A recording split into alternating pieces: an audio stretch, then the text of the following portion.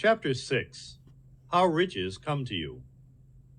When I say that you do not have to drive sharp bargains, I do not mean that you do not have to drive any bargains at all, or that you are above the necessity for having any dealings with your fellow men. I mean that you will not need to deal with them unfairly. You do not have to get something for nothing, but can give to every man more than you take from him. You cannot give every man more in cash market value than you take from him, but you can give him more in use value than the cash value of the thing you take from him.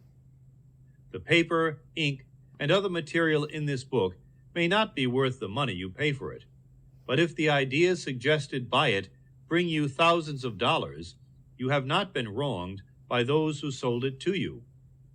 They have given you a great use value for a small cash value. Let us suppose that I own a picture by one of the great artists, which in any civilized community is worth thousands of dollars. I take it to Baffin Bay and by salesmanship induce an Eskimo to give a bundle of furs worth $500 for it. I have really wronged him, for he has no use for the picture. It has no value to him. It will not add to his life. But suppose I give him a gun worth $50 for his furs. Then he has made a good bargain. He has use for the gun. It will get him many more furs and much food. It will add to his life in every way. It will make him rich. When you rise from the competitive to the creative plane, you can scan your business transactions very strictly. And if you are selling any man anything which does not add more to his life than the thing he gives you in exchange, you can afford to stop it. You do not have to beat anybody in business. And if you are in a business which does beat people, get out of it at once. Give every man more in use value than you take from him in cash value. Then you are adding to the life of the world by every business transaction. If you have people working for you, you must take from them more in cash value than you pay them in wages. But you can so organize your business that it will be filled with the principle of advancement, and so that each employee who wishes to do so may advance a little every day. You can make your business do for your employees what this book is doing for you. You can so conduct your business that it will be a sort of ladder by which every employee who will take the trouble may climb to riches himself, and, given the opportunity, if he will not do so, it is not your fault. And finally, because you are to cause the creation of your riches from formless substance which permeates all your environment, it does not follow that they are to take shape from the atmosphere and come into being before your eyes. If you want a sewing machine, for instance, I do not mean to tell you that you are to impress the thought of a sewing machine on thinking substance until the machine is formed without hands in the room where you sit or elsewhere. But if you want a sewing machine, hold the mental image of it with the most positive certainty that it is being made or is on its way to you. After once forming the thought, have the most absolute and unquestioning faith that the sewing machine is coming. Never think of it or speak of it in any other way than as being sure to arrive. Claim it as already yours. It will be brought to you by the power of the Supreme Intelligence acting upon the minds of men.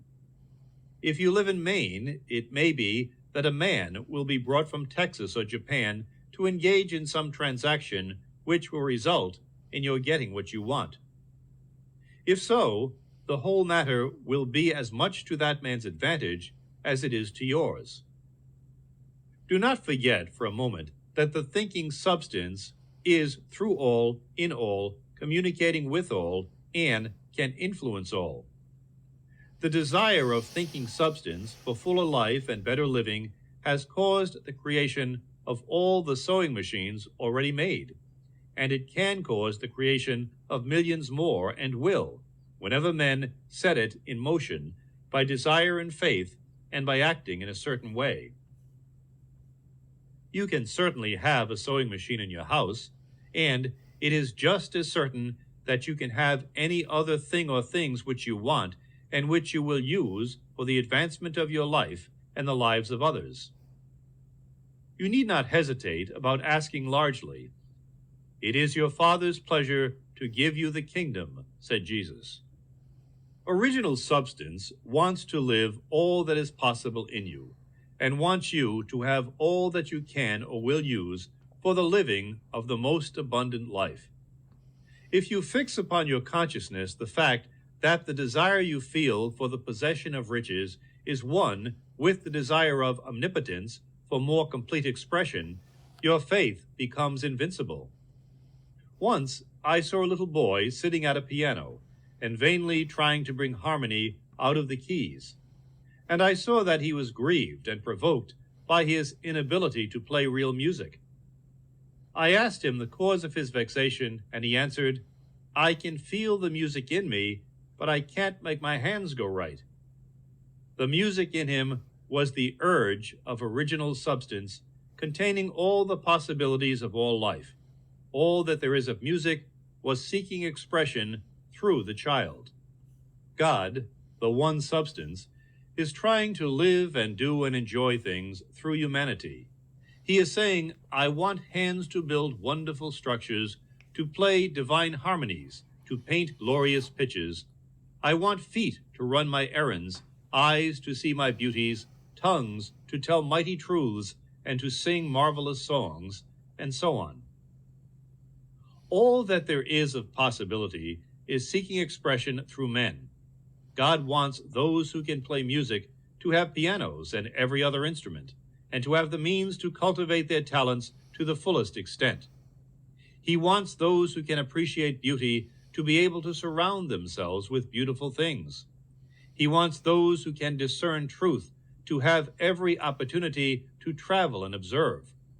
He wants those who can appreciate dress to be beautifully clothed, and those who can appreciate good food to be luxuriously fed.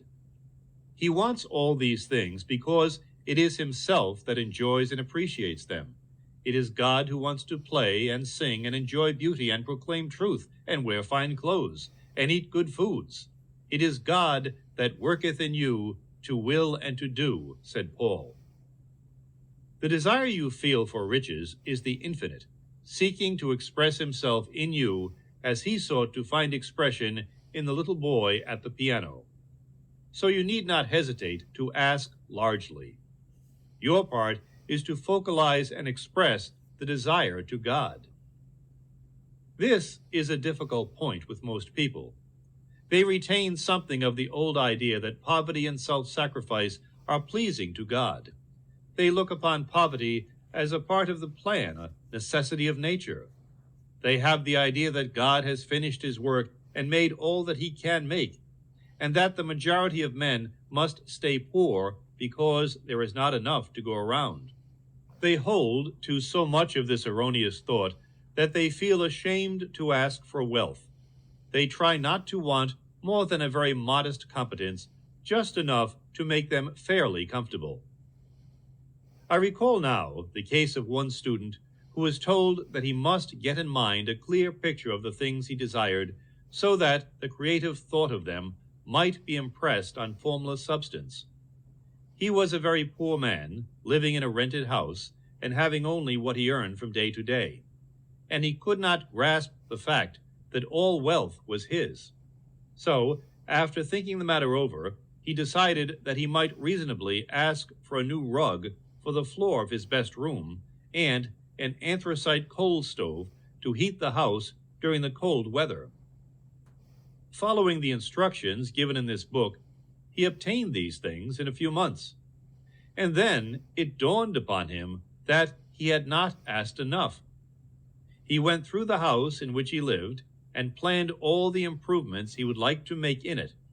He mentally added a bay window here and a room there, until it was complete in his mind as his ideal home, and then he planned its furnishings. Holding the whole picture in his mind, He began living in a certain way and moving toward what he wanted. And he owns the house now and is rebuilding it after the form of his mental image. And now, with still larger faith, he is going on to get greater things. It has been unto him according to his faith, and it is so with you and with all of us.